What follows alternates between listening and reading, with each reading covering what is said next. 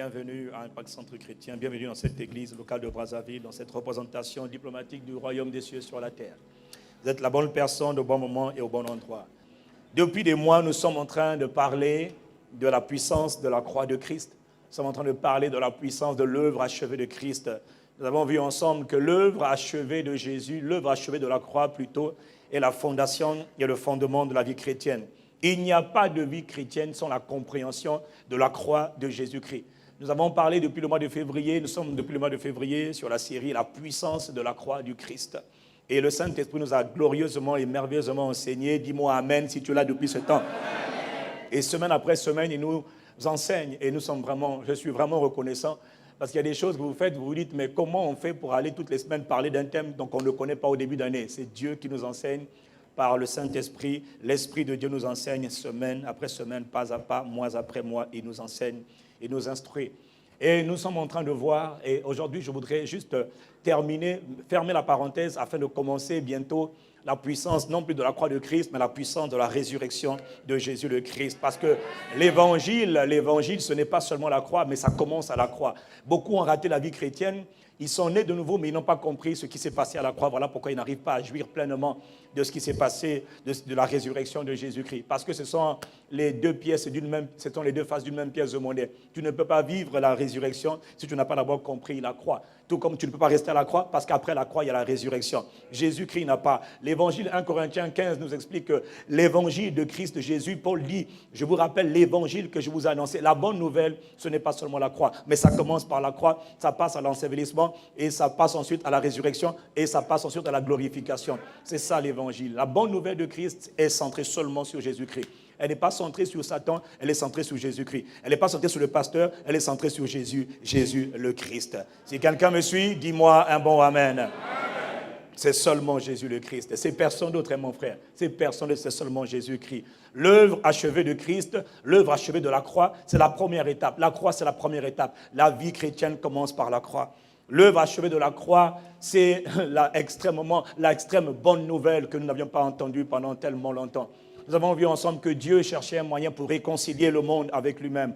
Après la haute trahison de Adam, Adam était le chef de l'humanité. Adam était le chef de ce monde. Après la faute de Adam, Dieu cherchait un moyen de réparer ce que Adam avait fait. Dieu avait une solution pour régler le problème qu'avant Adam avait amené dans le monde. Adam a fait entrer quoi? Le péché dans le monde. Tout ce que l'on voit comme mal, comme calamité, comme dispute, tout ce qui est mal, à sa racine, dans ce qu'on appelle le péché. Le péché, c'est la racine. Le péché, c'est la racine. Le mal, tout ce qui est mal vient du péché. Qui a introduit le péché dans le monde? Ce n'est pas Dieu, c'est Adam. Adam a cédé le pouvoir. Adam a désobéi à Dieu. Adam a commis un acte de haute trahison devant Dieu. Et lorsque Adam a commis son acte de haute trahison, Adam a laissé entrer dans le monde Satan. Parce qu'il ne savait pas que quand il se soumettait à Satan, il venait de devenir esclave de Satan. Romains chapitre 6, verset 16 nous dit que quand tu te soumets, quand tu obéis à quelqu'un, quand tu te soumets à quelqu'un pour lui obéir, tu deviens son esclave. Adam a obéi à Satan au lieu d'obéir à Dieu. Et sans faire exprès, sans comprendre les conséquences, il est devenu esclave de Satan. Et comme lui, nous étions tous en Adam, tous les hommes sont devenus esclaves de Satan. Et Satan a répandu sa tyrannie, sa méchanceté, sa barbarie, sa torture. Il a répandu le mal sur la terre. Je répète que tout ce qui est mal est l'auteur du mal lui-même qu'on appelle Satan. Son royaume était un royaume de ténèbres, extrêmement dévastateur pour tous les humains. Et Dieu cherchait un moyen, non seulement pour ramener les hommes dans sa présence, mais aussi pour rétablir les hommes dans l'autorité qu'ils avaient perdue. Redonner aux hommes le pouvoir qu'ils avaient perdu. Redonner aux hommes le contrôle, le commandement sur leur vie. Délivrer les hommes de la puissance de ces épais ténèbres sataniques. Quelqu'un pour cela devait assumer la faute de tous les hommes. Si tu me suis, dis-moi Amen. Amen. Un seul homme a fait rentrer le péché dans le monde. Dieu cherchait un seul homme qui soit capable de prendre tout le péché du monde afin que toi et moi, nous n'ayons pas à supporter. Parce que la faute d'Adam est une faute individuelle, mais elle a des conséquences collectives. Dieu cherchait un moyen. Il fallait que quelqu'un soit blâmé. Il fallait que quelqu'un paye le prix pour tous les hommes. Il fallait qu'un homme porte la responsabilité, la culpabilité, la condamnation, la calamité, la haine, le mal, les malédictions, les enchantements, les envoûtements, les sorts. Il fallait qu'un homme porte sur lui toutes les malédictions. Tout ce qui est mal devait retomber sur un seul homme afin que tout le reste des hommes soit préservé. Tout devait tomber sur un homme afin que tous les hommes soient préservés. Le péché est rentré par un seul homme. Un autre homme devait prendre le péché sur lui et recevoir plutôt sur lui la colère, le châtiment, la punition qui venait de Dieu. Parce que Dieu est un Dieu qui est juste. Le salaire du péché, c'est la mort. Et alors la Bible dit la réponse s'est trouvée en Dieu lui-même. Dieu, le Père et le Fils ont fait un deal. Cette affaire s'est passée entre le Père et le Fils. Tu n'étais pas là, mais tu as appris ces choses. C'est le Père et le Fils qui se sont mis d'accord. Le Père ne quitte pas le trône, le Fils va quitter le trône. Le Fils, il est la parole qui sort de la bouche du Père. Et oui, la parole est une personne. Quelqu'un me dit Amen. La parole est devenue chair. Et quand il vient, il est celui qu'on appelle le libérateur. Il vient comme le sauveur. Il vient comme le libérateur. Et pour libérer, il ne vient pas avec une épée, pas avec un bâton, pas avec une armée. Non. Il vient pour s'offrir. Il est le sacrifice. Car il est écrit, Hébreux 9, verset 22, que s'il n'y a pas de fusion de sang, il n'y a pas de pardon. L'humanité ne sera jamais pardonnée. Or, il faut que l'humanité soit pardonnée. Il faut que tu sois pardonné. Il faut que tous les hommes soient pardonnés. Les hommes d'hier, d'aujourd'hui et de demain, tous doivent recevoir le pardon de Dieu pour que Dieu vienne habiter en eux, pour que Dieu se réconcilie avec eux. Et la seule personne qui est capable de porter sur lui, d'accomplir le sacrifice qu'il faut pour que le monde entier soit pardonné, c'est Dieu lui-même. On l'appelle le Fils de Dieu, on l'appelle la parole de Dieu, on l'appelle Yehoshua, on l'appelle Jésus le Christ, on l'appelle aussi Emmanuel. Son nom, Jésus, décrit sa mission. Il est le Dieu sauveur. Il vient parmi les hommes pour sauver l'ensemble de tous les hommes. Si quelqu'un me suit, dis-moi Amen. Et quand il vient, sa mort à lui est un sacrifice.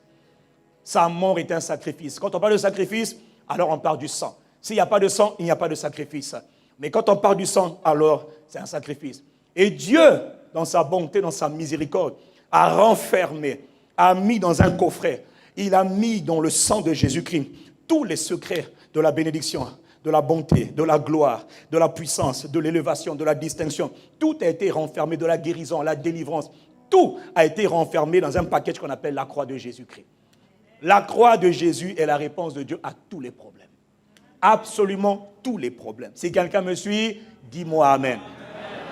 Aucun problème ne reste insoluble quand on comprend et quand on comprend la puissance de la croix de Christ. Et quand je parle de la croix de Christ, je parle du sang versé par Jésus le Christ.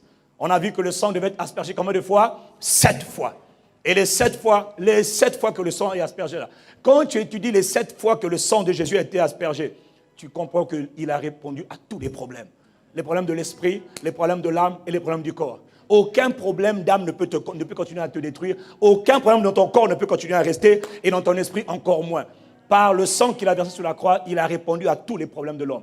Il a attaqué, il a résolu les problèmes de l'homme dans son entier. L'esprit, l'âme et le corps, celui qui me suit me dit Amen.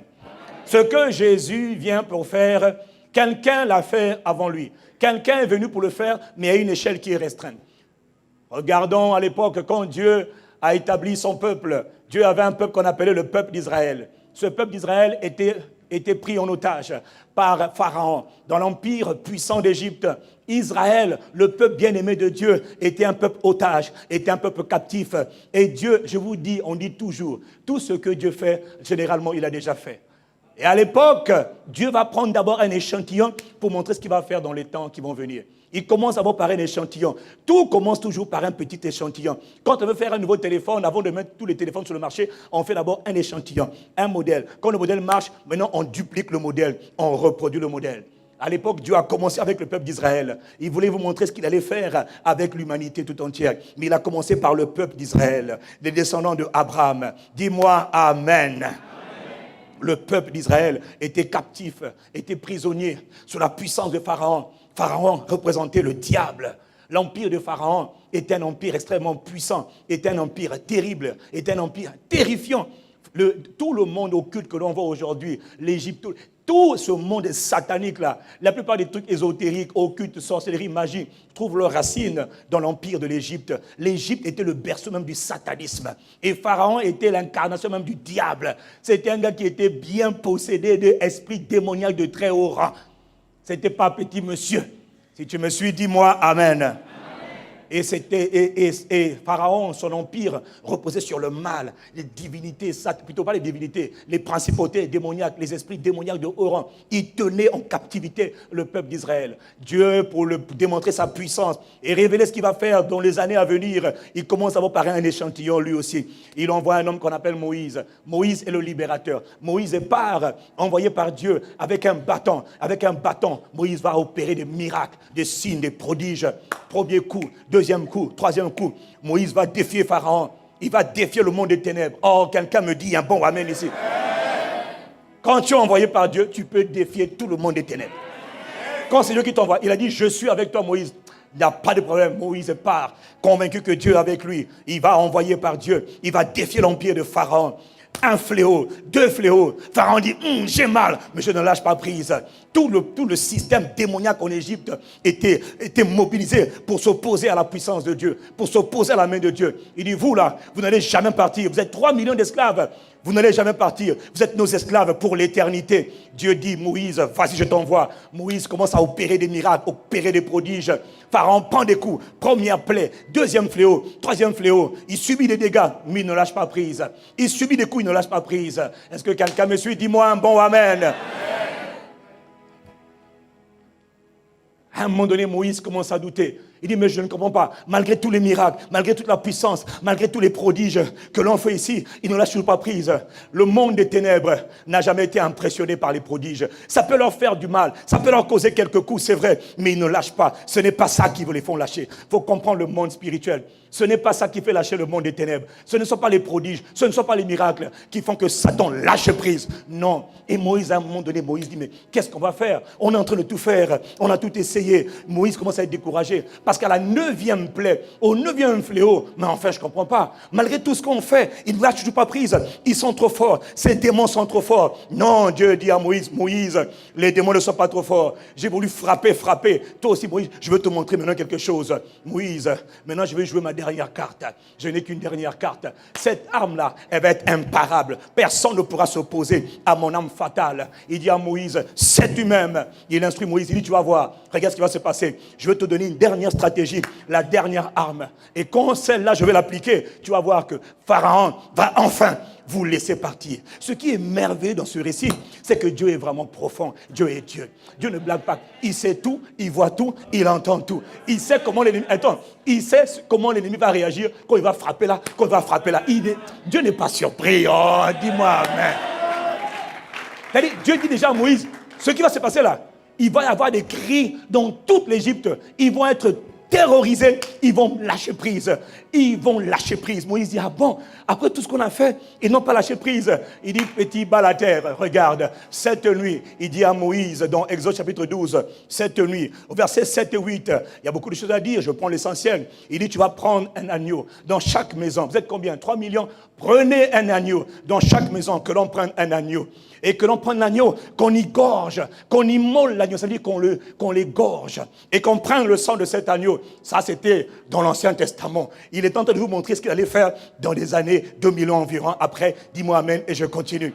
Il dit, on prend l'agneau et on égorge, on prend le sang, on met sur les portes et sur les linteaux. Et ensuite, on mange l'agneau. On prend d'abord l'agneau, on met sur les portes et sur les linteaux. Parce que cette nuit-là, je te dis, Moïse, que je vais frapper. Ils vont lâcher prise.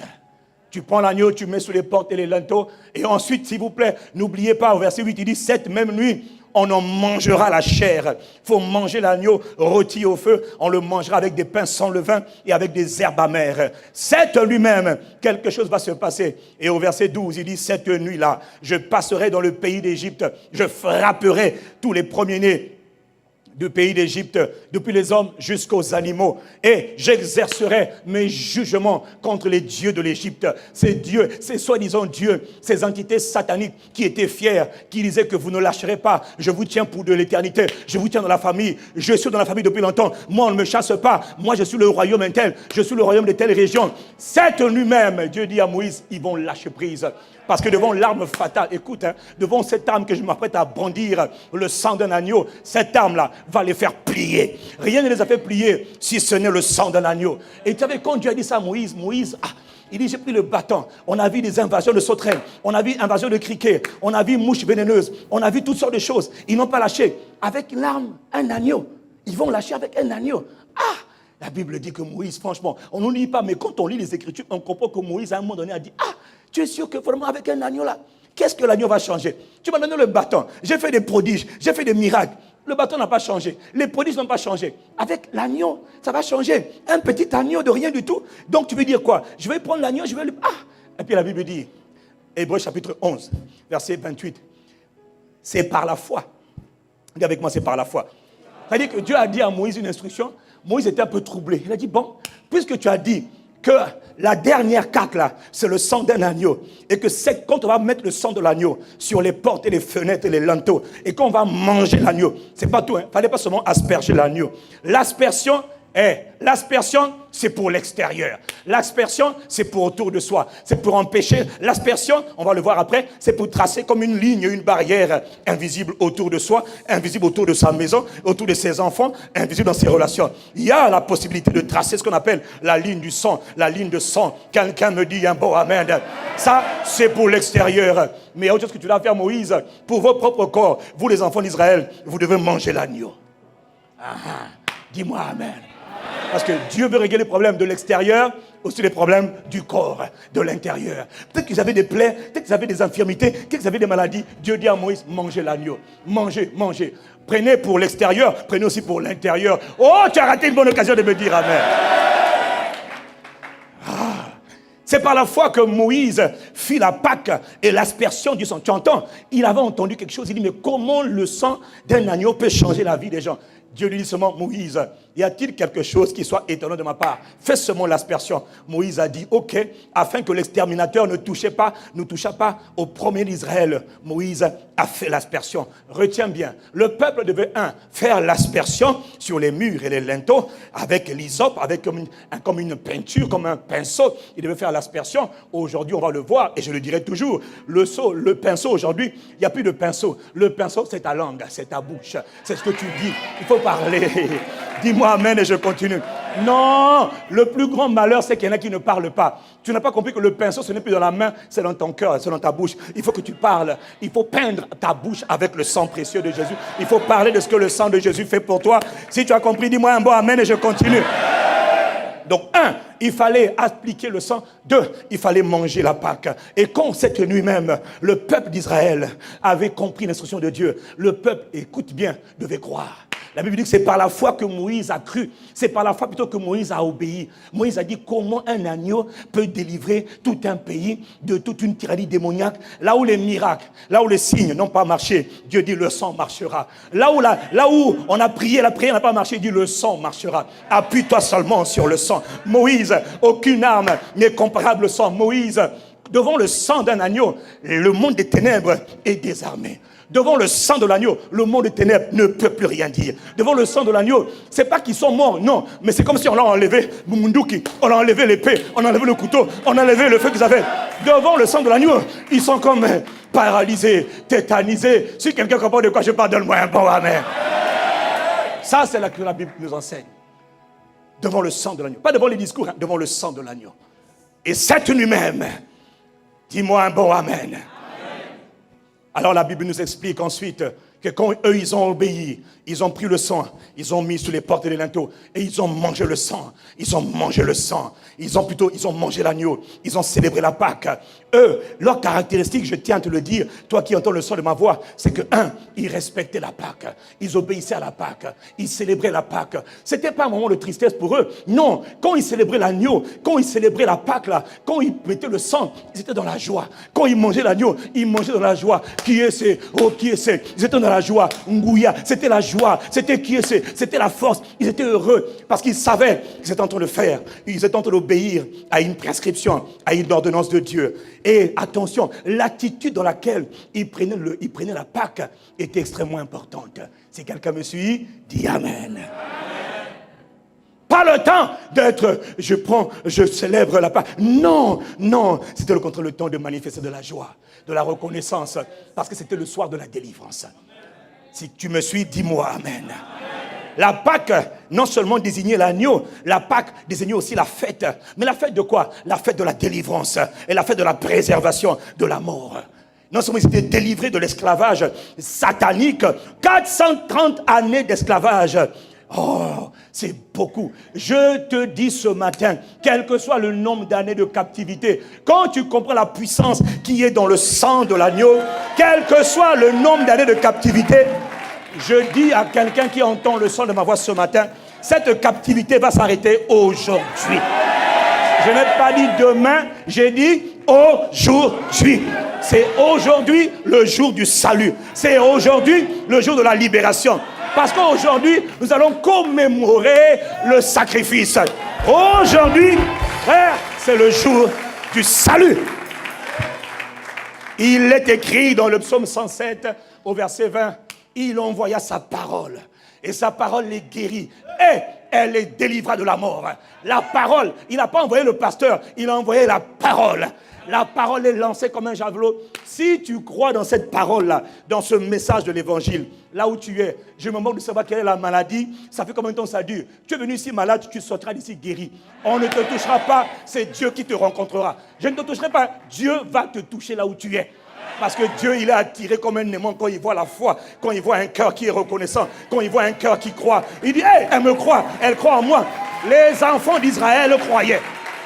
Les enfants d'Israël croyaient. Non seulement ils honoraient, ils célébraient la Pâque, mais ils croyaient en ce que Dieu avait dit. Va-t-il trouver quelqu'un ici qui croit en ce qu'il a dit? On va voir à la fin. Parce que si tu crois, tu verras la gloire. Si je parle à quelqu'un, dis-moi un bon amen. Et on le voit un peu plus tard, au verset 30, comment cette même nuit, la Bible dit au milieu de la nuit, l'Éternel a frappé. Il a accompli la sentence. Il a frappé tous les premiers-nés du pays d'Égypte et toute la maison de Pharaon et tous les Égyptiens et les animaux. Tous ont été frappés. Oh, dis-moi amen. Parce que quand Dieu avait dit, je vais frapper, je vais exercer mes jugements contre l'Égypte, tu as vu, tout après il avait dit, je suis l'Éternel. Autrement dit, c'est moi le boss. C'est moi qui commande. Je suis le créateur. Je suis le libérateur. Je suis Jésus de Nazareth, le Christ. Oh, j'entends la voix du bon berger qui dit, je suis votre sauveur. Je suis votre libérateur. Gloire soit rendue à Jésus de Nazareth, le Messie. Et la Bible dit cette nuit-là, pendant que Dieu a commencé à frapper le tout-puissant Pharaon, le tout-puissant Satan, le redoutable qui a terrorisé des peuples pendant des générations et des générations. 400 ans, il s'est enfin levé. Au verset 30, la Bible dit, il y eut des grands cris en Égypte. Parce que Dieu a jugé et les dominations sataniques et les hommes qui travaillent avec eux. C'était le temps du jugement de Dieu. Quand le jugement de Dieu s'abat, il s'abat et sur ceux qui ont travaillé avec les démons, qui n'ont pas voulu se repentir, et sur le monde démoniaque eux-mêmes. Si quelqu'un me suit, dis-moi amen. Il y a eu de grands cris en Égypte, car il n'y avait point de maison où il n'y eut pas un mort. Dans la même nuit, Pharaon se leva et il dit à Moïse et Aaron, allez, allez, allez, je vous ai gardé en otage depuis trop longtemps. Allez, allez, partez maintenant, je ne peux plus. Allez, allez, allez, éloignez-vous de moi, allez, allez. Allez, allez. Je te dis, si tu entends le son de ma voix, quel que soit le nombre d'années dans lequel tu as été oppressé, cette oppression doit s'arrêter maintenant au nom de Jésus le Christ. Dieu, tu sais, quand tu dis amen là, c'est pas pour moi. Tu es en train de répondre à la parole de Dieu. Dieu est un Dieu qui agit par sa parole. Dieu agit toujours par sa parole. Et pendant que je suis en train de parler, si ta foi ne te concerne pas seulement, tu peux aussi mettre ta foi dans l'intervention de Dieu dans la vie de quelqu'un d'autre. Ça peut être un enfant, ça peut être ton conjoint, ça peut être ton père, ça peut être ta mère. Mets ta foi pour que Dieu aujourd'hui là, c'est le jour du salut. Pendant que tu es ici là, la puissance de Dieu peut toucher quelqu'un à l'hôpital, toucher quelqu'un à Pointe-Noire, toucher quelqu'un qui est à l'étranger. À cause de ta foi, Dieu peut toucher quelqu'un d'autre. Le centenier romain a eu foi que Dieu, que Jésus le Christ, le même Jésus qui est là par son esprit, il a eu foi que Jésus pouvait guérir son serviteur qui était à la maison. Jésus lui a dit, waouh, tu crois qu'il te soit fait selon ta foi. À l'heure même, le serviteur est à l'heure que je parle. Si tu crois, mon frère, si tu as quelqu'un qui est malade, qui est souffrant, qui est en train de mourir, la mort va partir. Là, c'est aujourd'hui. Dis avec moi, c'est maintenant. Mais tu ne le dis pas avec la bouche, hein. Tu le dis avec ton cœur. C'est maintenant. Pourquoi je te le dis?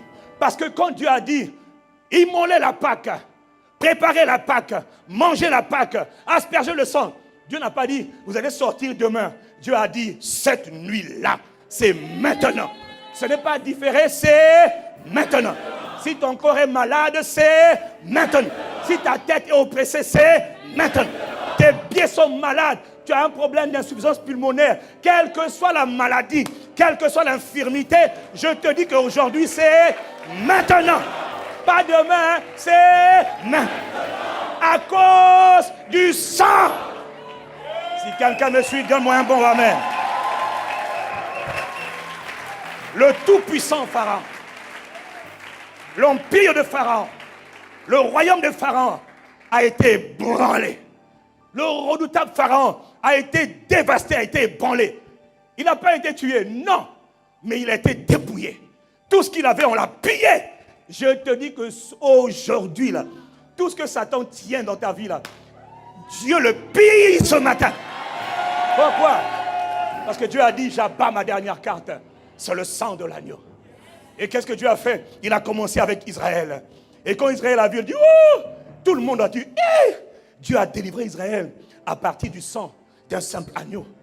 Il y avait combien d'agneaux? On ne sait pas combien. Il y avait au moins 3 millions de juifs. Combien d'agneaux? On ne sait pas. Au moins des centaines de milliers d'animaux ont été égorgés ce jour-là. Le sang a été répandu et le sang a été mangé. Mais la Bible dit, Colossiens 2, verset 17, c'était l'ombre des choses à venir. Ce n'était que le terrain d'expérimentation. Ce n'était que la phase expérimentale. Dieu ne voulait pas que sauver Israël. Dieu veut sauver toute l'humanité. Le Congo, l'Afrique centrale, l'Amérique, l'Asie, l'Europe, l'Océanie. Dieu voulait sauver les nations entières. Il a commencé avec un échantillon pour nous montrer ce qu'il allait faire dans les temps à venir. Si je parle à quelqu'un, dis-moi un bon amen. Parce qu'il savait que tu existais. Il pensait à toi, il pensait à ta postérité, il pensait à ta descendance. Alors, quand les temps ont été accomplis, le Père et le Fils ont convenu avec le Saint-Esprit de maintenant descendre. Et voici, un jour, on voit quelqu'un. Jean voit le précurseur, il dit, voici, je vois. Dans Jean 1, verset 19, il dit, oh, Namouni, je vois, voici l'agneau de Dieu. Ce n'est pas l'agneau du village, ce n'est pas l'agneau du quartier. Ce n'est pas l'agneau de Pharaon. Ce n'est pas l'agneau de l'Égypte. Lui là, il ne vient pas de la terre. Lui, il vient du ciel. Il dit, voici l'agneau de Dieu qui enlève le péché du monde. Autrement dit, voici notre sauveur. Voici notre libérateur. Et il voit un jeune homme, Jésus de Nazareth, le Christ. Oh, gloire à Jésus le Christ. Il voit l'agneau de Dieu. Et l'agneau de Dieu. Et l'agneau de Dieu. Quelqu'un me dit Amen. Le merveilleux agneau de Dieu, Jésus de Nazareth. La réponse, enfin le libérateur. Celui qui va nous sauver de toute la tyrannie démoniaque. Il va nous délivrer des maladies, des infirmités, des douleurs, des souffrances, des oppressions, de l'échec, de l'instabilité, du tâtonnement. Il va nous même délivrer de la mort prématurée. Jésus de Nazareth. Il est l'agneau de Dieu. Il est la réponse de Dieu. Quelqu'un acclame ce Jésus de Nazareth, le Christ. Jésus de Nazareth, le Christ. De la même manière que l'empire de Pharaon a été ébranlé, voilà celui qui va ébranler le monde des ténèbres. Voilà celui qui va dévaster le monde des ténèbres. Voilà celui qui va humilier. Il va humilier le monde des ténèbres. Jésus de Nazareth, le libérateur. Oh, quelqu'un me dit Amen. Il est le sauveur. Alors on a vu ensemble, asseyez-vous. Il dit, je suis l'agneau de Dieu. Et comme il est l'agneau, alors il doit s'offrir en sacrifice. Alors Samson doit être versé combien de fois? 7 fois. Éphésiens 1, verset 7 nous dit, dans ce Christ-là, ce Jésus-Christ-là, en lui, par son sang, nous avons quoi? La délivrance. La guérison. Comment? Par son sang. Par son sang. Uniquement par son sang. Ce que Dieu a accompli il y avait 2000 ans auparavant, il est venu le rétablir. Maintenant, pas seulement pour un peuple israélite, mais pour tout l'ensemble de l'humanité. Et tu dois croire que le sang de Jésus. Eux, ils croyaient que le sang de l'agneau était la gage, était le moyen par lequel Pharaon allait enfin lâcher. Puisque les miracles, les prières n'avaient pas suffi. Mais quand Dieu a dit, je lance le sang, je mets le sang, je sacrifie le sang, ils ont compris que le sang allait marcher. Eux, ils croyaient. Toi, est-ce que tu crois? Est-ce qu'on peut continuer? Jésus de Nazareth. Alors qu'il est en train de vivre, il est sur la terre, en train d'accomplir son ministère. Un jour, dans le livre de Jean, chapitre 6, à partir du verset 51, Jésus de Nazareth, l'agneau de Dieu, rappelle, lui, il sait que l'agneau devait être non seulement, le sang devait être aspergé, mais il sait aussi que le sang devait être mangé. Alors un jour, il est l'agneau de Dieu. Dis-moi Amen. Lui qui est l'agneau de Dieu, il leur parle un langage qu'ils n'ont pas compris. Alors dans Jean chapitre 6, il s'arrête et puis il dit, je suis le pain vivant. C'est-à-dire le pain qui donne la vie. Il dit, vos pères ont mangé la manne dans le désert, hein, mais ils sont morts. Il dit, moi je suis le vrai pain. Je suis le pain qui descend du ciel. Il dit, celui qui si quelqu'un mange de ce pain, il vivra éternellement. Et le pain que je donnerai, c'est ma chair. Que je donnerai pour la vie des hommes. Pour la vie des hommes. Pour la vie du monde. C'est-à-dire pour la vie du cosmos. La vie de tous les hommes. Il dit, je suis le pain qui est descendu du ciel. Si quelqu'un me suit, dis-moi Amen. Alors, naturellement, les Juifs ont commencé à réagir. Oh, les Juifs ont commencé à discuter entre eux. Le type là, c'est un cannibale. Mais il n'est pas sérieux, c'est un mangeur d'hommes. Comment peut-il nous donner sa chair à manger? Berk! Mais il est dégueulasse. Mais il est dangereux, ce type. Il faut l'enfermer. C'est un petit malade. Mais il est fou. Il n'était pas fou. Il parlait un langage spirituel pour des gens spirituels. Dis-moi Amen et je continue. Verset 53, Jésus leur dit, en vérité, Amen, Amen. Je vous le dis. Si vous ne mangez la chair du Fils de l'homme, si vous ne mangez pas la chair du Fils de l'homme, et si vous ne buvez pas son sang, vous n'avez point la vie en vous-même. C'est-à-dire, si vous ne mangez pas ma chair et vous ne buvez pas mon sang, la vie ne sera pas en vous. Mais où en vous? Dans votre corps. Laisse-moi finir, je continue. Dis-moi Amen seulement. Amen. Au verset 54, il dit, celui qui mange ma chair et qui boit mon sang a la vie de Dieu. Zoé aionios. La vie éternelle. Ce n'est pas une vie future, c'est la vie de Dieu. C'est le genre de vie que Dieu est, que Dieu a. Il dit, celui qui mange ma chair et qui boit mon sang possède, détient en lui, à l'intérieur de lui, la vie de Dieu. Est-ce qu'on peut continuer? Amen. Et je le ressusciterai au dernier jour. Verset 55. Car ma chair, mon corps est vraiment une nourriture. Il est en train de parler de l'agneau. Et mon sang est vraiment une boisson. Mon sang est un breuvage, une boisson, une vraie boisson. Pas Coca-Cola, pas Pepsi, pas la bière. Non, mon sang est une boisson. Ah, celui qui mange ma chair et qui boit mon sang demeure, c'est-à-dire vit en moi, et moi, je demeure en lui. Celui qui mange ma chair et qui boit mon sang vit en moi, et moi, je vis à l'intérieur de lui, et lui vit à l'intérieur de moi. Autrement dit, il est en communion avec moi. Je pénètre en lui, il pénètre en moi. Nous devenons un. Celui qui mange ma chair et qui boit mon sang. Comme le Père qui est vivant m'a envoyé, et que je vis par le Père, ainsi, celui qui me mange vivra par moi. Oh! Et juste après, ils ont dit, ces paroles sont scandaleuses. Elles sont trop dures. Mais il est culotté. Qui peut entendre ça? Et au verset 66, la Bible dit, ils abandonnèrent. Ils ont abandonné Jésus à cause de ses paroles. Ils n'ont pas compris les paroles. Si quelqu'un me suit, dit Amen. Ici, dans Jean chapitre 6, Jésus annonce un grand mystère. Dis avec moi un mystère. Un mystère. Dis avec moi un mystère. Un mystère, c'est quoi? C'est un secret. C'est quelque chose qui n'est pas dévoilé. Quelque chose qui est encore inconnu et qui est difficile à comprendre parce que c'est un mystère. C'est quelque chose qui est secret, qui est codé, qui n'est pas encore dévoilé. Il a annoncé un mystère, le mystère de la Sainte Seine, le mystère de ce qu'on appelle le repas du Seigneur, le mystère de ce qu'on appelle le repas miraculeux, un mystère. Mais qu'est-ce que ce mystère a été perverti par le diable? C'est quoi ce mystère? Il existe un mystère, mon frère, un mystère par lequel un être spirituel, un être spirituel, dis avec moi un être spirituel. Donc pas un être humain. Il existe un mystère par lequel un être spirituel peut donner sa vie, ses désirs, ses envies, son caractère, sa capacité, sa puissance, sa force à un être humain. en venant habiter à l'intérieur de l'être humain. Et comment cela se passe-t-il? C'est un mystère, c'est un secret. Dis-moi amen et je continue. Comment est-ce qu'il lui transmet sa vie? Comment l'être spirituel peut transmettre son pouvoir, sa vie, sa force, sa capacité, tout ce qu'il veut à un humain? Comment il le fait? Il doit l'inviter à une table. Premier point. Deuxième point, il doit entrer en communion avec lui au travers d'un sacrifice. Pendant ce sacrifice, ils doivent échanger, ils doivent manger un aliment, une chair, et ils doivent boire un breuvage. Et quand on a bu et on a mangé ensemble, l'esprit là rentre en moi et moi je rentre en lui. C'est un mystère. Si quelqu'un me suit, dis-moi amen. La dernière fois, il y a quelques mois, un frère est parti à Owando. Il n'est pas converti. Part à Owando, juste pour vous montrer.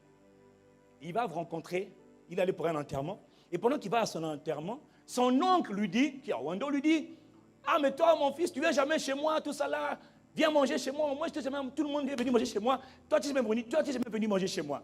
Lui aussi, Toto, ignorant, il va manger chez l'oncle. L'oncle est pratiquant d'occultiste. C'est un occulte. Il est dans la sorcellerie. L'oncle sait ce qu'il fait. Il va gaillardement avec joie et il passe à table avec l'oncle. Il ne sait pas d'où est venue la nourriture. Non, il ne sait pas. On lui sert la nourriture à table. Lui aussi, ignorant qu'il est, oh, c'est bien, j'avais faim. Il mange la nourriture. Quand il mange la nourriture, l'air de rien, il rentre à Brazzaville. Quelques jours après, le gars malade, et malade. 3 mois maladie. Il a fait toutes les cliniques de Brazzaville. On ne comprend pas pourquoi il est malade. 6 mois plus tard, je vois le gars au bureau. Il est devenu comme un spaghetti. Il a fondu. Un homme qui était bien portant, avec un bon embonpoint, vient de se désintégrer. Et le docteur m'appelle, moi, pour me dire, vous avez quelqu'un que vous connaissez qui est très malade, on ne comprend pas. Tantôt, c'est la maladie qui attaque les testicules. Tantôt, ça attaque le dos. Tantôt, ça attaque l'estomac. Tantôt, ça attaque la tête. On ne comprend pas. On a donné tous les traitements. Ça ne marche pas. Et quand je l'ai vu, j'ai dit, mon gars, qu'est-ce qui t'arrive? Il dit, ça ne va pas. J'ai dit, pourquoi ça ne va pas? Ça a commencé quand? Il dit, je ne sais pas. Réfléchis. Il dit, non. Tout ce que je peux vous dire, c'est que je suis allé, depuis que je suis rentré de Owando, tu es allé faire quoi à Owando? Il m'a expliqué. J'ai dit, tu es allé manger? As-tu rendu grâce avant de manger? J'ai fait miam, miam, miam. Il faut toujours bénir le repas qu'on mange. Si c'est un morceau de pain. Oh, j'ai pris le sandwich au centre-ville, parce qu'au centre-ville, c'est plus sûr que la cité. Qui t'a dit ça? Le sandwich que tu as mangé, dis toujours, je te rends grâce, je bénis ce repas. Quand tu as rendu grâce pour bénir le repas est purifié, il est sanctifié. Si tu as compris, dis-moi un bon amen. Ton voisin là qui aime toujours aller t'empiffrer, manger, mon frère, tu ne sais pas ce que tu es en train de manger. Que s'est-il passé? Je le reçois, je dis, bon, viens à l'église. Je le reçois à l'église. Je dis, premièrement, tu vas d'abord reconnaître Jésus comme Seigneur et Sauveur. Je ne peux rien faire pour toi. Et il accepte Jésus comme Seigneur et Sauveur. Maintenant que tu as reçu Jésus et Seigneur comme Seigneur et Sauveur, maintenant tu as droit à tout le package. La délivrance, la guérison, la restauration. Je dis maintenant, l'esprit qui t'avait, parce qu'en fait c'était un esprit démoniaque qui est rentré en lui et qui se promenait le long de son corps. Si c'est ton cas aujourd'hui, tu peux lui dire c'est terminé, il va partir ce matin. Il va partir, pas demain, c'est aujourd'hui. Parce que c'est maintenant le jour du salut. Pas parce que le pasteur est quelque chose, mais à cause. Ils l'ont vaincu à cause du sang de Jésus-Christ. Et je me rappelle, justement, on a seulement commencé à prier. J'ai dit, bon, maintenant que tu es né de nouveau, vous, esprit d'infirmité, qui avez attaqué son corps et qui vous déplacez le long de son corps, maintenant, sortez. D'ailleurs, je n'ai même pas fini de parler, qu'il est tombé, il a commencé à parler en embauché. Et moi, comme je ne comprends pas le embauché, je me dis, bon, moi je ne comprends pas votre langage, tout ce que je sais, c'est que quelque chose la langue, là, vous m'entendez? Je vous dis, out, dehors, et c'est maintenant. Vous savez quoi? Les esprits sont sortis, il s'est relevé, il était content. Une semaine après, jusqu'à aujourd'hui, le frère a retrouvé de l'embonpoint, il est en parfaite santé. Pourquoi? Il aurait dû mourir. Le diable avait décidé de l'éliminer. Mais ce qui m'importe, c'est la manière dont ils sont rentrés. Toi aussi qui entends le son de ma voix, tu vas manger. Ah, ma mère m'a invité, ma grand-mère m'a invité, mon grand-père m'a invité. Je n'ai pas de problème avec ça. Mais rends toujours grâce. Parce que tu ne sais pas qui t'invite et pourquoi on t'invite. Et tu ne sais pas d'où vient la nourriture qu'on te sert à table. Des fois, c'est une nourriture qui a été enlevée d'un hôtel satanique, d'un hôtel de famille. Ils sont allés mettre ça quelque part. Ils ont sacrifié le poulet, sacrifié le poisson. On a égorgé le poisson. On a fait des incantations. Et puis, on a enlevé de l'hôtel. On a enlevé de cet endroit mystérieux. Et puis, on dit, à table, le repas est servi. Et toi, tu manges. Et quand tu manges, tu veux le faire entrer en toi un démon. Quel démon? Quel esprit? L'esprit qui était associé à l'hôtel, au lieu où on a fait l'incantation. Est-ce que quelqu'un comprend de quoi je parle? Voilà pourquoi beaucoup se retrouvent avec des démons, des serpents dans le ventre, des scorpions dans le ventre, toutes sortes de choses bizarres dans le ventre. Pourquoi? Tu as mangé quelque chose que tu n'aurais pas dû manger et l'esprit est venu habiter en toi. Maintenant, il se balade le long de ton corps. Mais la bonne nouvelle, c'est qu'aujourd'hui, si tu crois que l'agneau de Dieu est la réponse, je te dis aujourd'hui, tu peux recevoir ta libération maintenant. Le surnaturel, ce n'est pas le spectaculaire. Ce n'est pas parce que quelqu'un est tombé que le démon est sorti. Non, ce n'est pas vrai. Parce que des fois, on tombe, tu dis, ah, il est tombé. Non! La finalité, c'est qu'il faut qu'il parte. Et des moments où ils partent sans faire de bruit, et des moments où ils partent en faisant du bruit. Qu'importe, chez toi, là, ils doivent partir aujourd'hui. Si je parle à quelqu'un, donne-moi un très bon amen. Lors de ce sacrifice, on dressait la table et on invitait. C'était un appel à la communion. Beaucoup de gens sont rentrés en communion avec des démons sans faire exprès. Beaucoup de gens sont rentrés en communion avec des démons sans faire exprès. Beaucoup de gens ont eu des maris de nuit sans faire exprès. Tu les as chopés au cours d'un repas. Oh là, on peut raconter beaucoup d'histoires là-dessus. Des histoires mystérieuses que personne ne comprend. Et pourtant, elles sont réelles. Et elles détruisent les âmes. Elles détruisent. Il y en a, c'est la tête. D'autres, c'est le ventre. Quel que soit ce que tu as comme douleur, là, ton pied, de la plante de tes pieds, là, jusqu'au sommet de ta tête, si tu reçois ces paroles, aujourd'hui, là, c'est le jour de ta libération. Si tu as compris, donne-moi un très bon amen. Il devait manger l'agneau. Jésus annonce une ère, un temps où l'agneau va devoir être mangé. Il dit, c'est moi qu'on doit manger. Dis-moi amen et je continue. Et dans le livre de Luc, chapitre 24, la veille de la crucifixion, au moment, après avoir vécu 33 ans sur la terre, et d'avoir passé 3 ans avec les disciples, la veille de la crucifixion, Jésus passe à table avec les disciples. Regarde ce qu'il dit. L'heure étant venue, il se mit à table, Luc 22, verset 14, et les apôtres se mirent à table avec lui. Alors Jésus leur dit, j'ai vivement, mais alors vivement désiré, j'ai fortement désiré partager, célébrer, manger cette Pâque avec vous avant de souffrir. Jésus dit, ça fait longtemps, je suis l'agneau de Dieu, ça fait longtemps que j'attendais cette heure, ça fait longtemps que j'attendais ce jour, j'ai désiré fortement, j'ai désiré vivement, de tout cœur, célébrer avec vous, célébrer cette Pâque avec vous, parce que c'est ma dernière Pâque. C'est ma dernière avant de souffrir. Pourquoi il a désiré autant célébrer la Pâque? Parce qu'il savait qu'il était l'agneau de Dieu qui était sacrifié pour le salut du monde entier. Et il savait que son corps devait être livré, son corps devait être broyé. Et il dit, c'est maintenant que je vais manifester enfin le salut. Parce que le salut passera par mon sang qui doit être versé. Et l'heure est venue où vous allez être délivrés. Voilà pourquoi il leur dit, j'ai désiré ardemment, passionnément, vivement manger cette dernière Pâque avec vous. Si quelqu'un me suit, dis-moi Amen. Il a dit parce qu'il pensait à toi. Il dit, et car je vous le dis, je ne la mangerai plus jusqu'à ce qu'elle soit accomplie dans le royaume de Dieu. Et dans Matthieu 26, maintenant, au verset 26 à 28, la Bible nous dit, pendant qu'ils étaient à table, pendant qu'ils mangeaient, Jésus fit ceci, il prit du pain. Et après avoir rendu grâce, il le rompit. Et il le donna à ses disciples en disant, prenez, mangez, ceci est mon corps. Dans Jean 6, il avait annoncé, maintenant, la veille de la crucifixion, Matthieu 8, Luc 22, maintenant, il établit, il institue cette ordonnance, cette prescription divine qu'on appelle la Sainte Seine. Est-ce que je peux continuer? Il prit ensuite, verset 27, une coupe, et après avoir rendu grâce, il la leur donna, en disant, buvez-en tous, car ceci est mon sang, le sang de l'alliance qui est répandu pour plusieurs, pour la rémission des péchés. Quand Jésus a dit cela, les apôtres n'ont pas tout compris.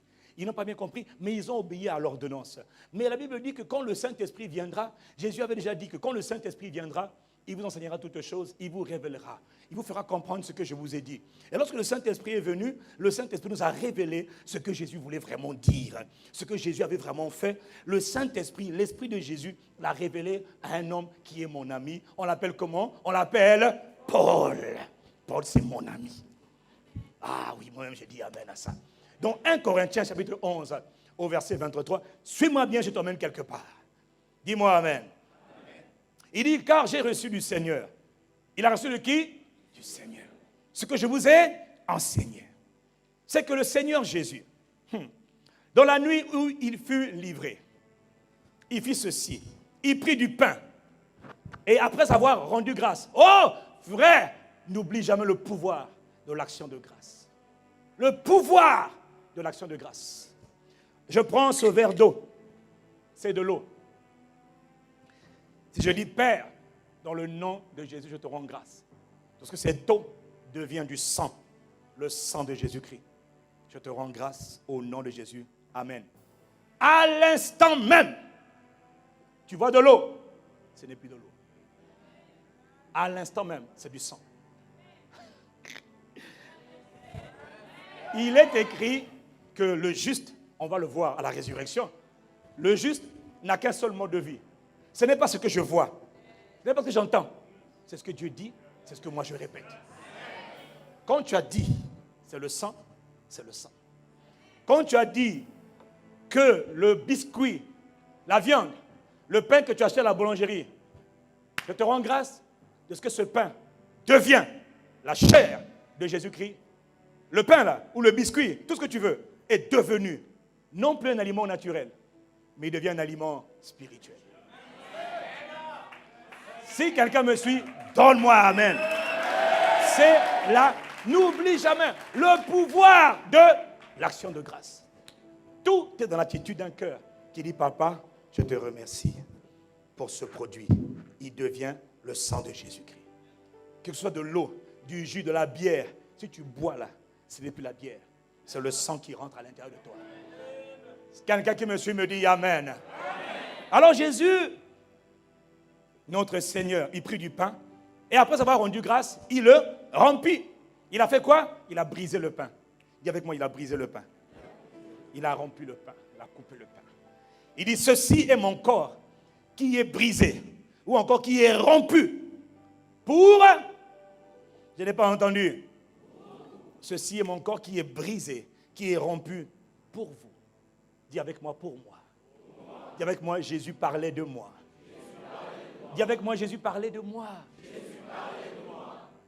Ceci est mon corps qui est brisé pour toi. Pour qui? Pour toi. Faites ceci en mémoire de moi. Prends le pain en mémoire de moi. Pas en mémoire de tes péchés, mais en mémoire de l'œuvre que j'ai accomplie pour toi. Pas en mémoire de tes fautes, mais en mémoire de ce que j'ai accompli pour toi, de mon sang qui a été versé. Pense en mémoire, va dans ta mémoire, réfléchis, arrête-toi un instant. Quand je te parle, regarde, son dos a été arraché, son dos a été flagellé, la peau a été arrachée.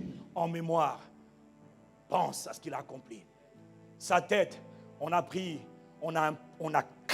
une couronne d'épines. Son visage était méconnaissable, il était défiguré. Pense à ce que j'ai accompli pour toi. Ses mains ont été perclues, percées de deux côtés. Pense à ce que j'ai accompli pour toi. Ses pieds ont été transpercés. Pense à ce que j'ai accompli pour toi. Sa barbe a été arrachée. Pense à ce que j'ai accompli pour toi. Son côté a été percé. Pense en mémoire de moi. Si tu me suis, dis-moi amen. Ne prends pas juste la Sainte Seine. Pense. Rappelle-toi. Visualise. Quand on dit, pense à moi, hein, ça veut dire quoi? Pense à ce que je suis. Pense à ce que j'ai fait. Ne prends pas la Sainte Seine sans penser, sans repartir dans le passé pour dire, Seigneur, merci. Seigneur, merci. Je parle à quelqu'un ce matin. Je suis en train de t'expliquer comment aujourd'hui tu reçois ta guérison, ta délivrance, ce que tu attends comme miracle. Je te donne les clés de manière pratique. Je t'envoie la parole. Tu crois cette parole. La parole va te toucher là où tu es. Et si tu n'as pas de problème, la parole va toucher quelqu'un qui a des problèmes et pour lequel je suis en train de prier. Est-ce que tu peux me dire un très bon amen ici? Il dit, mon corps est brisé pour qui? Pour vous. Pour toi. Ça veut dire quoi? Ça veut dire que mon corps est brisé à ta place. Mon corps, ceci est mon corps. Le pain que tu vois, c'est mon corps. Il a été brisé pour que le tien ne soit plus jamais brisé. Mais ton corps est brisé par quoi? Par les maladies, par les souffrances, par les infirmités, par les douleurs. Le corps de Jésus a été brisé. Il a eu des coups partout, des trous partout. On l'a frappé, on l'a arraché, frappé. Il était le sacrifice. Son corps a été brisé par les clous, brisé, pour que toi, ton corps ne soit jamais plus brisé, ni par un mal de tête, ni par des pertes de sang, ni par des myomes, ni par des fibromes, ni par des tumeurs. Quelle que soit la tumeur qui te tumorise aujourd'hui, elle doit mourir ce matin. Mon frère, si on t'a dit tu es venu ici avec une maladie, on ne te touchera pas. Dieu te touchera là où tu es. La question c'est est-ce que tu crois? Dieu ne peut se mouvoir. Là, il est là. Hein? Il regarde si ton cœur est attaché. La parole est une semence. De la même manière qu'un homme et une femme peuvent avoir des enfants, il faut que le spermatozoïde aille féconder. Dis-moi amen. Est-ce que sa parole va trouver en toi un cœur qui est désireux, qui dit Seigneur, ça c'est pour moi. Alors je te dis merci. Oh, dis amen et je continue. De même, après avoir soupé, il prit la coupe et cette coupe, il dit, est la nouvelle alliance en mon sang. Faites ceci encore en mémoire de moi. Toutes les fois que vous en boirez. Car toutes les fois que vous mangez ce pain et que vous buvez cette coupe, vous annoncez la mort du Seigneur jusqu'à ce qu'il vienne. Toutes les fois que vous prenez la Sainte Seine, le repas miraculeux, le repas spirituel, le repas du ciel, toutes les fois que vous prenez ce repas, vous êtes en train de dire que Jésus le Christ est mort à ma place. Je n'ai plus à mourir de manière prématurée. Je ne mourrai pas de manière prématurée. Je refuse de mourir de manière prématurée. Mes enfants ne mourront pas de manière prématurée. Mes proches ne mourront pas de manière prématurée. Pourquoi tu le dis? Parce que Jésus-Christ est mort à notre place. Oh, tu as raté une bonne occasion de me dire un bon amen ici. Ce sang, c'est le sang de la nouvelle alliance. Le sang du pardon. Le sang de la délivrance. Le sang de la guérison. Le sang de la restauration. Le sang de la force. Le sang de la grâce. Le sang de l'alliance nouvelle. C'est le sang. Quand tu le prends, mon frère, si une seule goutte de poison peut détruire, une seule morsure d'un scorpion venimeux, d'un serpent peut causer la mort, alors à plus forte raison, une seule goutte du sang divin peut restaurer la vie dans ton sang. Ton sang qui a été contaminé, tu es anémique. On te dit, oh ton sang, cancer du sang, cancer de je ne sais quoi. Toutes les maladies sont dans le sang. Il faut que tu prennes une injection du sang divin qui va rentrer à l'intérieur de ton corps. Et au bout de quelque temps, s'il y avait une maladie, le sang de Dieu, le sang de Jésus va rencontrer ton sang. On va voir qui va gagner. D'un côté, tu as le sang de Dieu, et d'un côté, tu as le sang d'un homme. Le sang de Jésus va asperger et va neutraliser, cannibaliser, phagocyter, paralyser et anéantir toutes les formes de maladies de sang. Toutes les formes de maladies de sang aujourd'hui doivent mourir. Tu veux dire quoi? La fièvre, quand tu vas prendre le sang, la fièvre va partir. Tu as quoi? Perte, règle douloureuse, quand tu vas prendre le sang, tout va partir. Qu'est-ce que tu as? Insuffisance rénale, quand tu vas prendre le sang parle. Quand le sang rentre, il dit, hey, attention police, j'apporte la délivrance, j'apporte la guérison, j'apporte. Pourquoi? La Bible dit que le sang de Jésus parle. Quand il rentre en moi, il parle. Là où il y a un obstacle qui dit, ça, c'est pas conforme à la volonté du Père, apporter la guérison. Là, il y a un démon qui oppresse, apporter la guérison. Le sang agit. Là où le sang parle, la puissance de l'esprit est libérée. Et ça se passe à l'intérieur de ton corps. C'est un mystère. Le mystère de la Sainte Seine. Si tu comprends de quoi je parle, donne-moi un mot. Amen.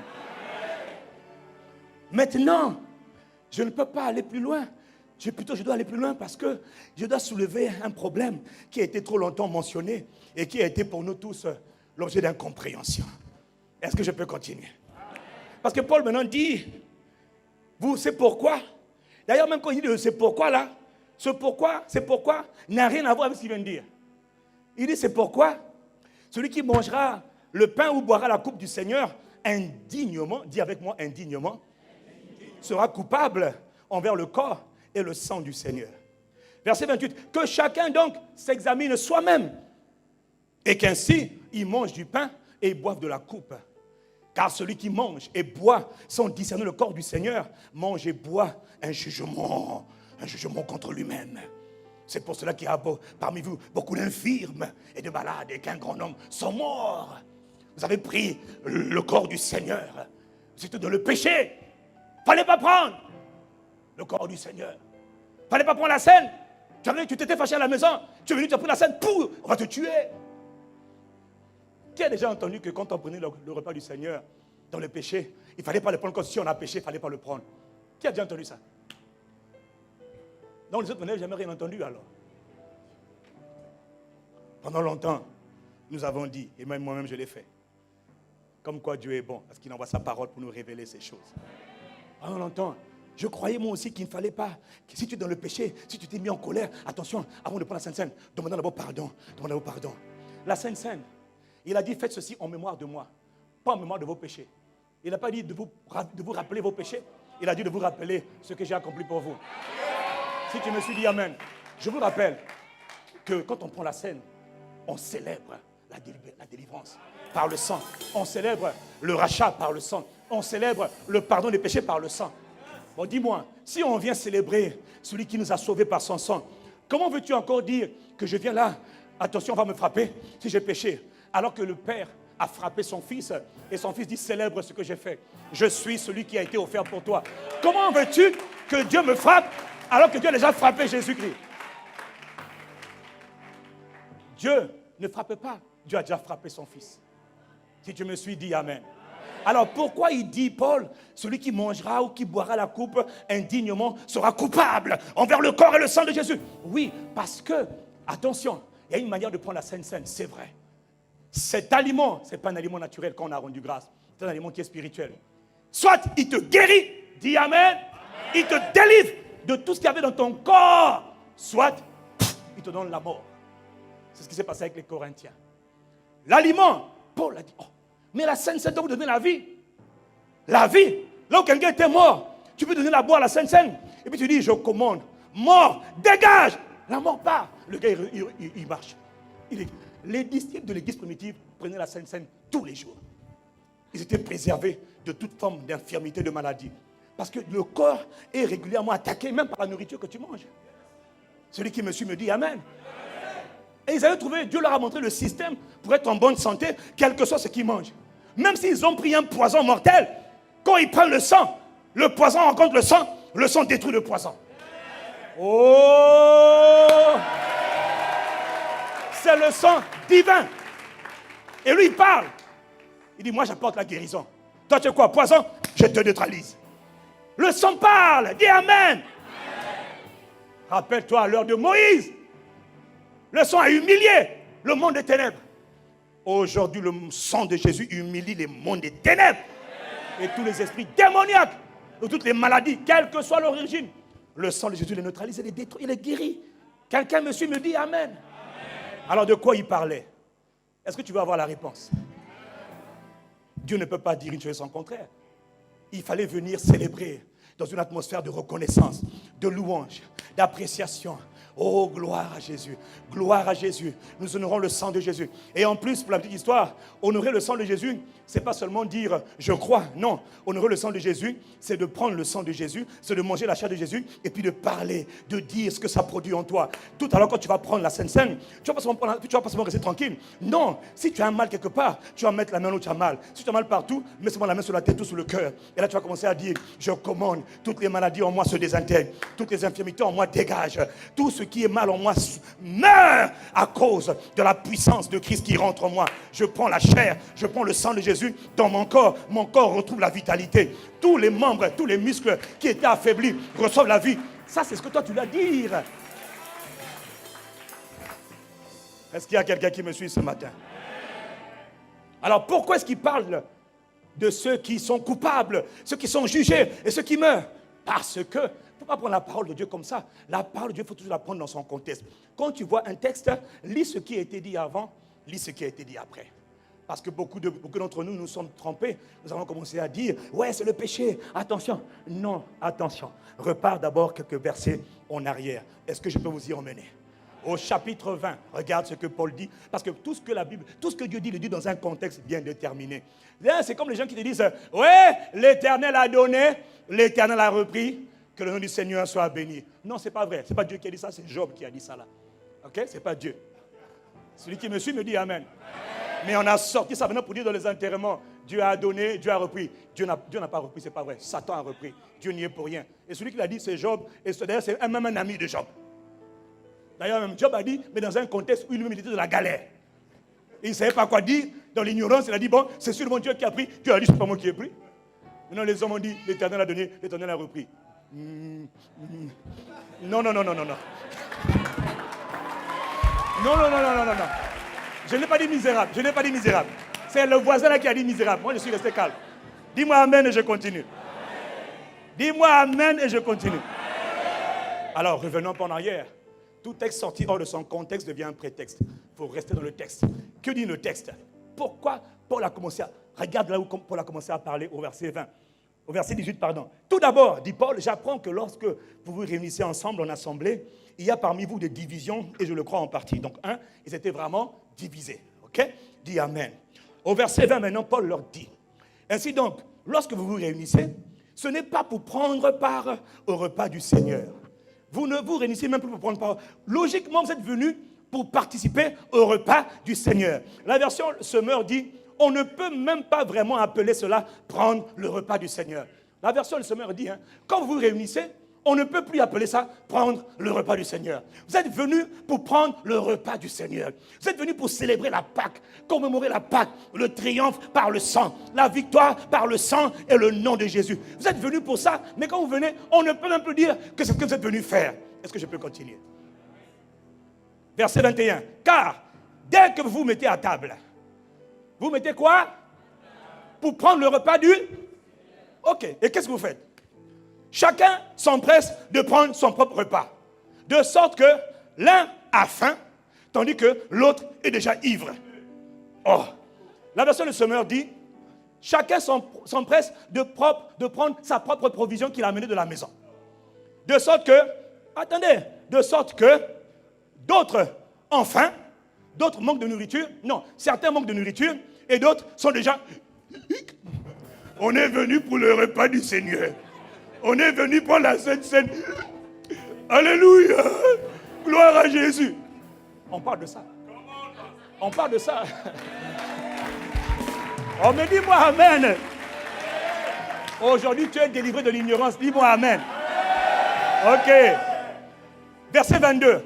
N'avez-vous pas de maison pour manger et pour boire? Paul demande. N'avez-vous pas de maison pour manger et pour boire? La version Semeur dit, s'il ne s'agissait que de manger ou boire, n'avez-vous pas vos maisons pour le faire? Sous-entendu, il y a un temps, vous mangez dans vos maisons. Mais ici, là, c'est un repas spécial. À la maison, manger.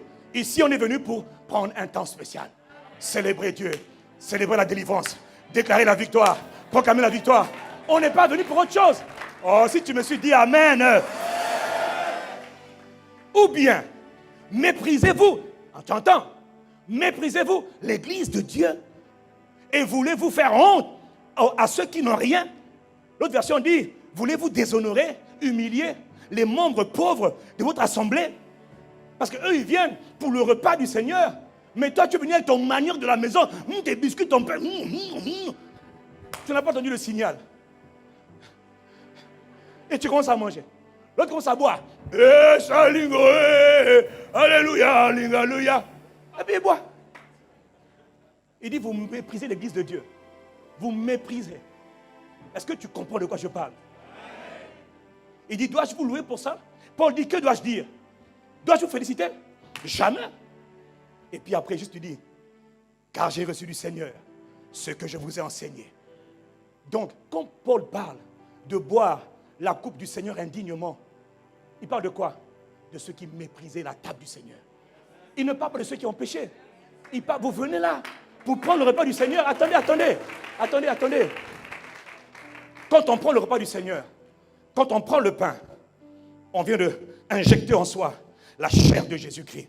On est en train de dire, la chair de Jésus a été brisée pour que la mienne ne soit plus jamais brisée par la maladie. Je commande de la plante de mes pieds jusqu'au sommet de ma tête, toute maladie dégagée de ma vie. Parce que Jésus a déjà été brisé à ma place. Quand on prend le sang de Jésus, le sang d'un homme, quand il y a la vie d'un homme. Le sang d'un homme, c'est la vie d'un homme. Ta vie est dans ton sang. Tes plaisirs sont dans ton sang. Tes désirs sont dans ton sang. Ton intelligence, c'est dans ton sang. Ta puissance, c'est dans ton sang. Ta force, c'est dans ton sang. Ton pouvoir, c'est dans ton sang. Ton autorité, c'est dans ton sang. Attends, ça veut dire quoi? Quand je prends le sang de Jésus-Christ, je vais nous prendre quoi? La force de Jésus. Il y a des péchés que quand tu prends la Sainte Seine, il sait que tu es faible. Il sait que tu as des challenges. Il sait que tu as des situations. Il dit, viens à ma table. Je veux te renforcer. Te donner ma capacité. Toi qui m'entends, il y a quelqu'un ici, tu luttes avec l'impureté. Tu luttes avec la masturbation. Tu es désolé. Tu es comme oppressé par un esprit d'impureté, de masturbation, d'adultère. Il dit, mange à ma table. C'est pour toi que j'ai donné mon sang. Viens. Or, nous, on a dit aux gens, ne viens pas. Viens pas, tu es péché. Tu as été adultère. Non. Quand tu es adultère, tu sais que ce n'est pas bon. Tu as besoin de ce qu'on appelle la capacité de Dieu. La capacité. Il dit, attends. Il te dit, viens. Viens à ma table. Dresse la table, viens à ma table. Tout ce que je te demande, c'est respecte-moi. Honore ma table. Loue-moi pour ma délivrance. Parce que tu sais, parfois la délivrance, elle est progressive. Il y a des choses que Dieu a commencé, il n'a pas encore fini. Donc tu as besoin de capacité. Où vas-tu trouver la force? Si ce n'est dans le Seigneur. Ma force est en Christ. Ma puissance est en Christ. Oh, si tu dis au pécheur, ne viens pas, reste là où tu es, il ne sera jamais fort. Dieu lui dit, viens, je vais t'injecter ma vie. Je vais t'injecter ma capacité. Je vais t'injecter mon plaisir. Hein? Toi qui n'aimes pas Jésus, toi qui n'arrives pas à aimer Dieu, viens seulement, honore-moi seulement, prends mon sang, ne méprise pas, reconnais seulement que je suis la solution. Tu dis, Seigneur, je ne t'aime pas encore assez, bois mon sang. Dans mon sang, il y a mes désirs, dans mon sang, il y a mes envies, dans mon sang, il y a mon plaisir. Quand tu vas boire mon sang, tu vas devenir comme Castanou, zélé, passionné, enflammé. Dans le sang, il y a la vie de Christ. Dans le sang, il y a la vie de Jésus. Si tu me suis, dis-moi Amen ici. Les Corinthiens méprisaient. Tu viens prendre la table du Seigneur, commémorer la délivrance. Et tu viens dénigrer la table du Seigneur. Et oui, là, dans ce cas-là, ils étaient frappés. Mais pas à cause des péchés dont on parle. Ils sont venus dans une attitude d'impolitesse. Oh, quand le pécheur, d'ailleurs, quand tu es debout, tu n'es pas pécheur. Mais quand tu as des faiblesses, tu dis, Seigneur, tel que je suis, je viens. J'ai besoin de ta force. Fortifie-moi. Seigneur, soutiens ma foi. Seigneur, rends-moi capable. Seigneur, aide-moi. Il te dit, prends ma table. Il dit, celui qui mange ma chair et qui boit mon sang, habite en moi. Je demeure en lui. Quand tu es en communion avec lui, ta capacité ne vient pas de toi. Elle vient de lui. Il crée en nous le vouloir et le faire. Comment? Par son esprit. En communion avec lui. Celui qui mange ma chair et qui boit mon sang demeure en moi. Je demeure en lui. Car mon sang est vraiment un breuvage. Et ma chair est vraiment une nourriture. Là où il y avait impureté, là où tu étais obsédé par la peur, par la colère, tu es désolé. Il te dit, viens prendre ma capacité. Moi, mon sang te libère de la colère. C'est le sang de la grâce. C'est le sang du pardon. C'est le sang de la délivrance. Voilà pourquoi Dieu invite tous les hommes qui ont cru à se tenir devant l'autel, à se tenir à la table et communier avec Jésus le Christ. Oh, si tu me comprends, donne-moi un bon amen.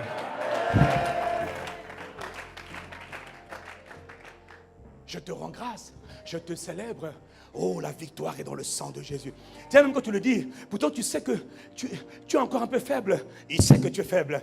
Il sait qu'il a besoin de te renforcer. Ma force se trouve en lui. Et en lui, dans son sang, dans sa chair. Si tu as compris, donne-moi un très bon amen. Quand les anciens de l'église primitive s'approchaient, ils approchaient avec plusieurs attitudes. Un, ils honoraient le sang. Ils célébraient le sang. Ils disaient, oh, le sang de Jésus Béni sois-tu pour le sang que tu as versé pour nous. Nous exaltons le sang de Jésus. C'est le sang du pardon. C'est le sang de la délivrance. C'est le sang de la réconciliation. C'est le sang de la guérison. Toutes nos maladies sont guéries par le sang. En fait, je me suis rendu compte, Satan nous a bien eu. Il a fait en sorte que très peu de gens aient accès à la compréhension et à l'expérimentation de ce mystère. Parce qu'il sait que c'est par le sang de Jésus et la chair de Jésus que ses œuvres à l'intérieur de ton corps peuvent être totalement anéanties, détruites. Si quelqu'un me suit, donne-moi un très bon amen. Or, les pères de l'église primitive, tout comme les Israélites dans le désert, quand eux ils prenaient le sang, oh mon frère, ils savaient que c'était le sang par lequel ils avaient été délivrés. Donc, en mémoire de Jésus-Christ, ils disaient, oui, le sang me délivre aujourd'hui. Toutes les maladies, les infirmités, les oppressions, de la plante de mes pieds jusqu'au sommet de ma tête, s'arrêtent à cause du sang de Jésus-Christ. Il y a beaucoup de gens qui ont été guéris de cancers, de tumeurs, juste en prenant la Sainte Seine. Ah non, beaucoup. Mais moi, j'ai vu les témoignages encore cette semaine à ce qui se passe à l'église. Beaucoup d'entre vous, j'ai vu vos témoignages. La dernière fois, j'ai vu beaucoup des dizaines et des dizaines de témoignages, cinquantaines de témoignages, qui ont des cas de guérison pendant que vous faites la Sainte Seine. Guérison de toutes sortes de tumeurs, d'insuffisance rénale, de mal de tête, de sinusite, de nerfs sciatiques. Le sang de Jésus-Christ guérit tous les problèmes. Mais la question c'est, est-ce que tu crois? Les pères de l'église primitive croyaient que le sang était puissant. Non seulement il y avait l'extérieur, la barrière du sang qui les protégeait, dis Amen. Mais il y avait les touches, les problèmes liés à l'alimentation qui les impactaient. Ok, j'ai mangé un poison, mais je prends le sang de Jésus-Christ. Et le sang de Jésus neutralise le poison et le détruit. Le sang de Jésus neutralise les tumeurs. Le sang de Jésus neutralise les myomes, les kystes, les fibromes. Comment? Ces caillots de sang, prends le sang. Jusqu'à quand? Jusqu'à ce que ça parte. Le sang est un médicament. Ha! Tous les jours, dresse la table. Les apôtres de l'église primitive prenaient la Sainte Seine tous les jours. Pourquoi tous les jours? Parce que tous les jours, ton corps est exposé. Mais ce n'est pas le repas que tu prends à midi. Pendant ton repas du midi, tu fais une pause. Ou après le repas du midi, ou à une certaine heure de la journée, ou le matin ou le soir, fais une pause. Pas le repas ordinaire, le repas spécial. Je te rends gloire. Jésus, mon sauveur. Je me souviens. Je me souviens. Si tu as compris, donne-moi un bon amen. Alors, ce matin, c'est le jour du salut pour quelqu'un ici. C'est le jour de la libération pour quelqu'un ici. Quelle que soit la maladie, infirmité, elle se termine quand tu vas prendre le sang de Jésus-Christ. Et tu vas dire ce que le sang de Jésus fait pour toi. Dis-moi amen. Mais avant cela, Dieu, le Seigneur m'a dit, je ne veux pas que tu donnes seulement, que tu invites. Là, il n'y a plus de baptisés, c'est fini ça. On ne dira plus, oh les baptisés, c'est fini. À ICC, pour ta vie, c'est fini. C'est ceux qui ont cru. C'est tous ceux qui ont cru. Tous ceux qui ont cru. Si tu es né de nouveau, tu prends la table. Tu es né de nouveau, tu reçois la table. Alors avant de le faire aujourd'hui, mais même aujourd'hui encore, je vais donner la possibilité rapidement, l'heure est très avancée, à toutes les âmes. Si tu es là pour la première fois, Dieu veut aussi que tu participes. Il veut t'inviter à la table. Si tu n'es pas encore né de nouveau et que tu veux recevoir Jésus-Christ pour participer à la table du Seigneur et voir ta vie être totalement restaurée, je t'invite ce matin. S'il y a une âme ici qui veut recevoir Jésus comme Seigneur et Sauveur, c'est le moment. C'est maintenant. Pourquoi? Parce que le Seigneur t'invite à toi aussi, à sa table. Mais pour ça, il faut d'abord que tu naises de nouveau. La condition pour prendre la table du Seigneur, il faut être né de nouveau. Il faut recevoir Jésus-Christ. Si tu es déjà né de nouveau, il n'y a pas de problème. Jésus a dit, venez à moi, vous tous qui êtes fatigués et chargés, et je vous donnerai du repos. Est-ce qu'il y a une âme ici? Pendant que nous, on se prépare déjà pour prendre la table du Seigneur, pendant qu'on se prépare déjà pour prendre la table du Seigneur, je demande à tous les placeurs de se positionner déjà. Je demande rapidement, est-ce qu'il y a quelqu'un ici qui veut recevoir Jésus comme Seigneur et Sauveur? Tu n'es pas encore né de nouveau, ton nom n'est pas encore inscrit dans le livre de vie, tu ne sais pas encore c'est quoi vivre la vie de Dieu sur terre? Non? Alors veux-tu recevoir Jésus le Christ maintenant? Si c'est ton cas, lève ta main là où tu es. Tout le monde tête baissée, rendons grâce à Dieu, préparons-nous à prendre la table du Seigneur. N'oubliez pas, on prend la table du Seigneur dans une atmosphère de joie. Ce n'est pas la peine de regarder devant, il n'y a rien à regarder, mais c'est Jésus qui appelle aujourd'hui. Qui veut recevoir Jésus le Christ? Jésus t'attend. Jésus attend. Jésus t'appelle, mon frère. Il t'appelle, ma soeur. Si tu veux recevoir Christ comme Seigneur et Sauveur, là où vous êtes, levez la main. Vous êtes dans les salles annexes, à l'extérieur, dans l'auditorium, dans les tentes, à l'extérieur, levez la main. Merci, ma soeur. Merci, maman. Le salut est personnel. C'est une invitation solennelle. Dieu invite, Dieu appelle maintenant. Merci, mon frère. Merci, ma soeur. Dieu vous appelle maintenant. Celui qui veut donner sa vie à Jésus, c'est maintenant. Hey, c'est aujourd'hui le jour du salut. Oh, c'est le jour du salut. Gloire à Jésus le Christ. Il sauve encore aujourd'hui. Dans les salles annexes, levez votre main.